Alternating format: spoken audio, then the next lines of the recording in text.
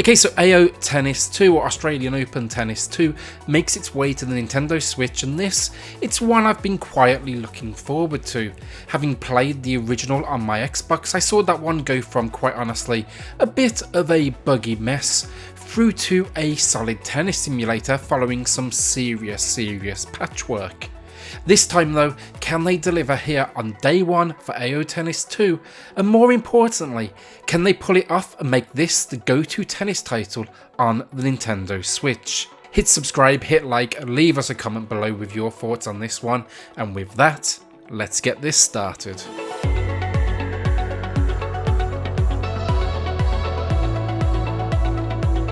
Tennis has a long history with video games from arcade style through to simulation. Unfortunately, good ones though are often few and far between. For every, let's say, Virtua Tennis 2 on the Dreamcast, we normally get more than a few shitty ones like Tennis World Tours.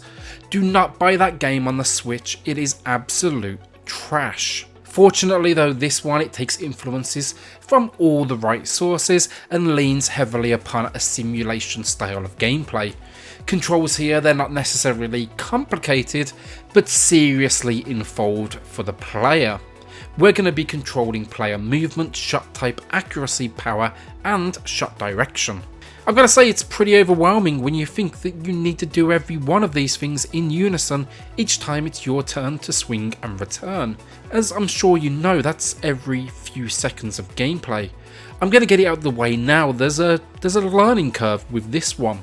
During matches, you'll of course have on-screen indicators to kind of like help you along the way with all these different actions. For example, that coloured dot next to your player, that represents accuracy.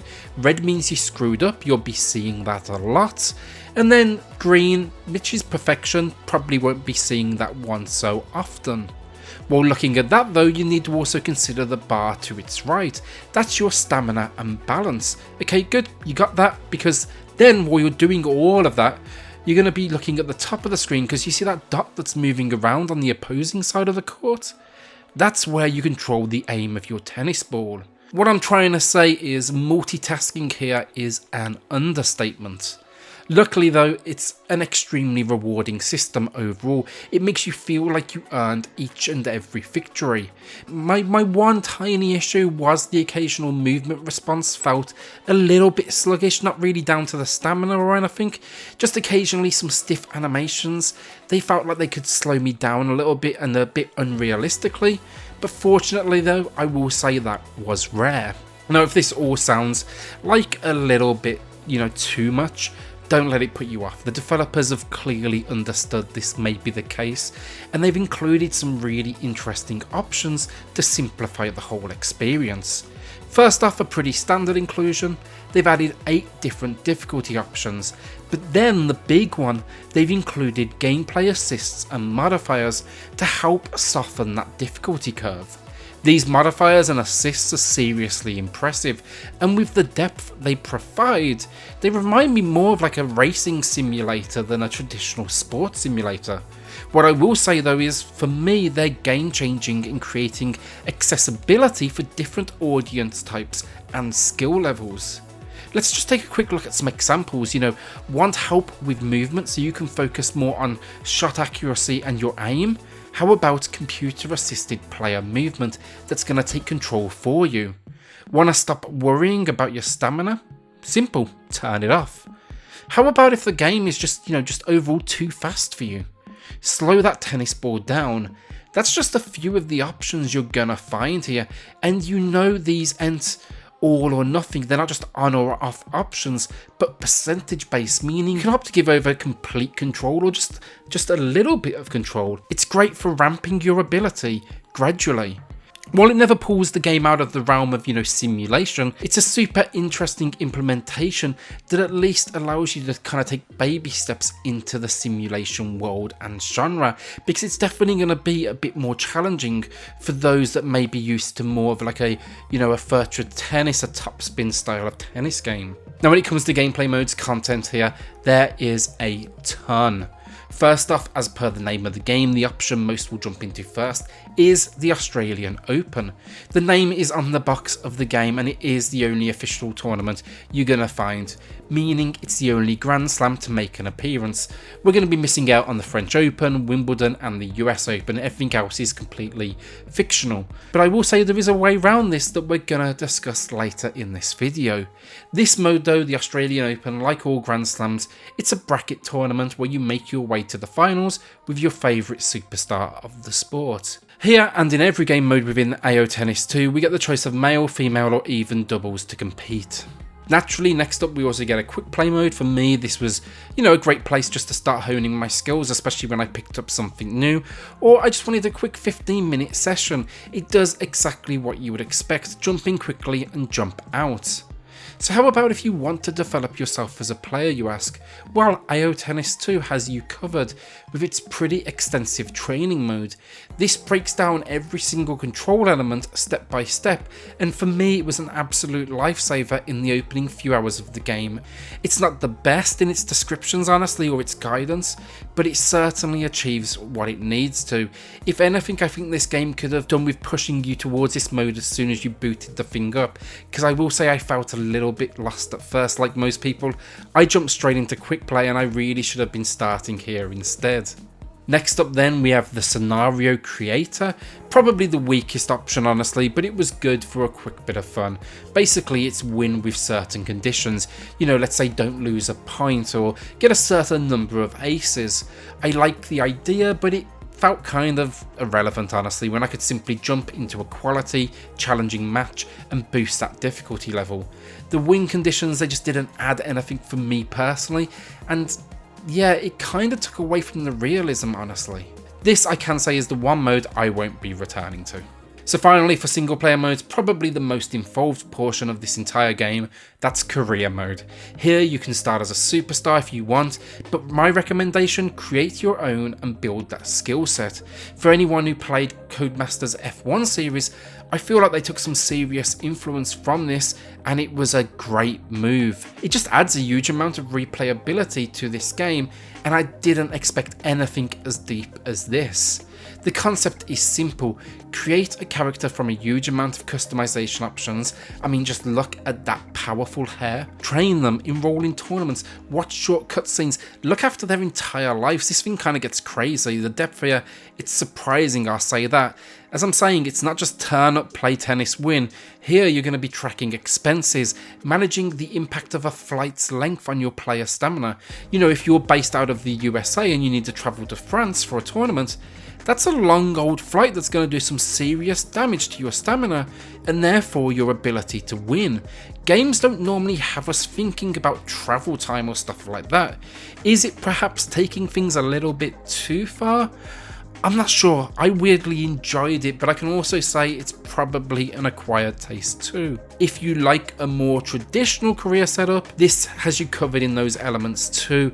You'll be spending points and of course leveling up your player, choosing sponsors, conducting interviews with the press. It's an extremely well-rounded career experience that focuses as much on off the court as on the court, and it tries something wholly new and unique. I will say as well, for the most part, it paid off for me. Now, as I mentioned, character customization is pretty sizable and great fun, honestly, but where the game truly shines is in its stadium customizer. Now, as I mentioned, the game may be missing the US Open, Wimbledon, the French Open, but that doesn't mean you can't play it here. Jump in and either create your own stadiums with a surprisingly simple and effective tool, or take a look at those creations other players have shared online with the community and download them. I found Wimbledon within moments. It's a cool option for a game that's obviously missing certain sponsorships, allowing its community to go out there, add their own twist on things, and build stadiums that may appear very close to those that we want. This package then is rounded out with online play, a great addition to a game like this, but for me I've got to say it was more miss than hit. A huge amount of lag, and these games often took 15 or so minutes, so you're just kind of stuck with it for a good while. You can see from the footage now there's also like a delay between them hitting the ball and it's showing which direction it's going. I tried a wired and wireless connection, nothing would seem to cure the problem. I right now wouldn't buy it for online personally, but I will be keeping a close eye on it to see when we get some improvements. Generally speaking, for gameplay and modes, what we get here is a huge amount of options in a game that could have kept things very simple with just quick play, a tournament option, and that's about it. No doubt the same audience would have still picked it up. I know I would have. What they've delivered here though instead shows a few risks, a few gambles on things they kind of started in the first game, and I will say it doesn't all work. Cutscenes in career mode are largely repetitive and dull, for example. You know, maybe it's taking it a little bit too far as well with some of the career simulation areas for many. But you know what, it's also a stepping stone, a starting point to something new, and I absolutely respect that. And to be honest, I enjoyed every second of my time with the career mode. For me, having something that's trying new things with a few misses here and there is so much more refreshing than seeing it just simply stick to the basics. Unfortunately though, one area I think they really do need to focus on with this one is the load times. These can be seriously long on the Nintendo Switch, some of them clocking in at over a couple of minutes. So I will say you're going to need to be patient. Once you're in game, these are 20-30 minute games at a time. You know, choosing the number of sets, the number of games you're going to be playing. Tennis isn't a quick sport, but still it's going to be noticeable. Now last up, before we do move on for gameplay, we have Switch motion controls as well. I'll be honest, I'm not a huge fan, but they do definitely work. I wouldn't personally go out of my way to use them. This game is way too complicated, as you still need to use the control itself to choose shot position, type, all that jazz.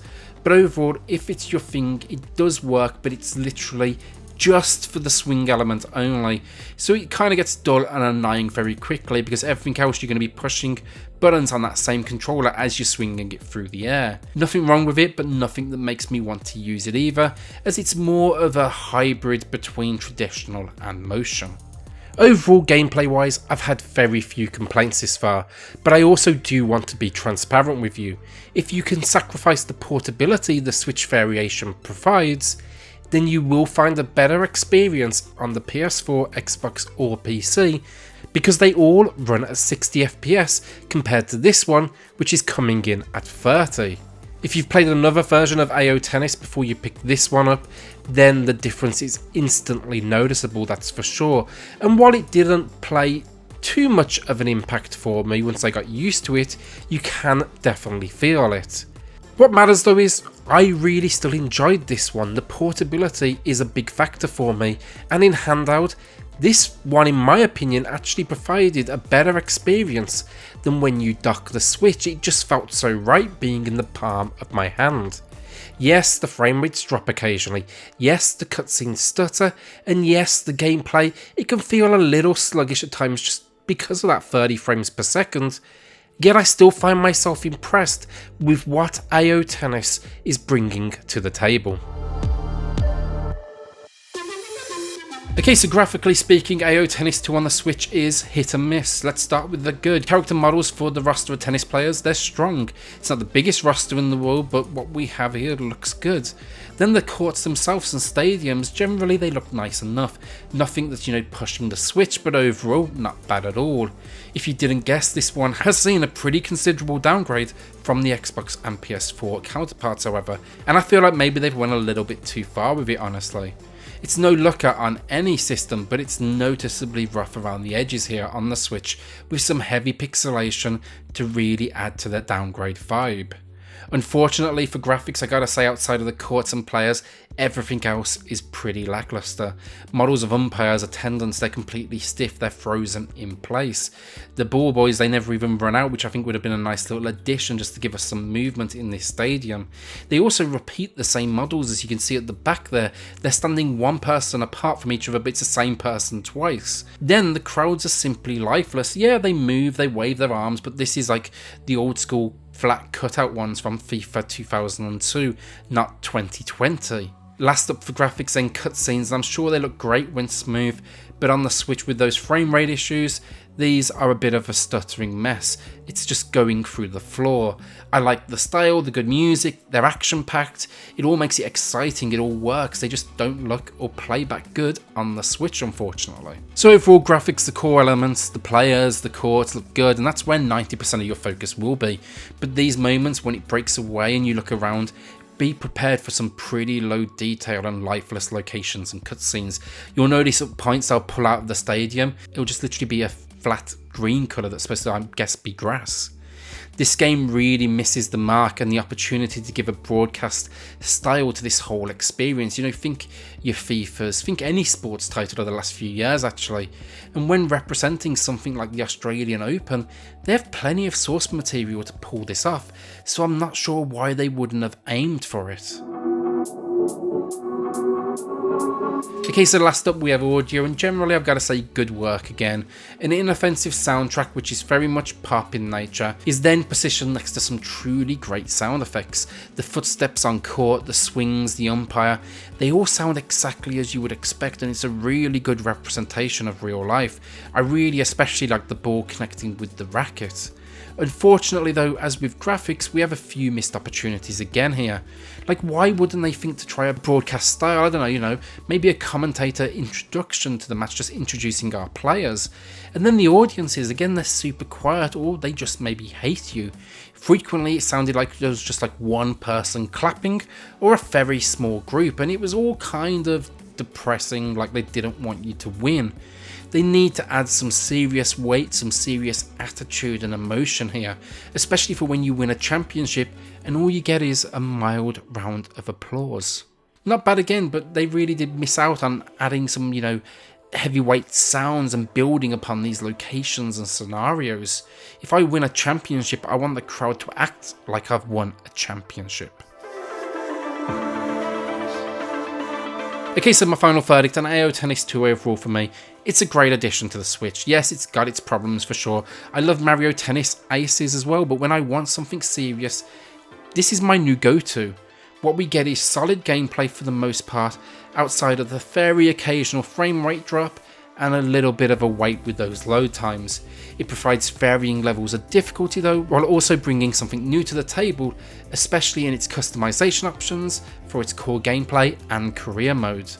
Unfortunately though, as I said, some sluggish movement at times, online performance that's lacking, bland visuals, and audio that's light on excitement pulls this one down slightly. Today I'm awarding AO Tennis 2 a good 7 out of 10. So yes, this is definitely the weakest variation of this game compared to, you know, Xbox, PC, PS4, but it still doesn't let it down. It's still getting a really good score today. For me, this one, I wanted portability from it. It's delivered here. Yes, the 30 FPS makes a big difference compared to that 60, but if you have no other choice but the Switch variation, you won't be disappointed. This is a challenging simulator that I just can't deny. I had a great time with this one. I actually picked it up on the Xbox as well, and I've spent more time invested with this Switch variation. It's going to be one I'm turning to frequently, and I've got to say it's one of the most rewarding sporting simulations you can find on the Switch right now. So will you be picking this one up? Let me know in the comments below. Hit like, hit that subscribe button if this video helped you out at all. And with that, I'm going to see you all on the next Gaming X.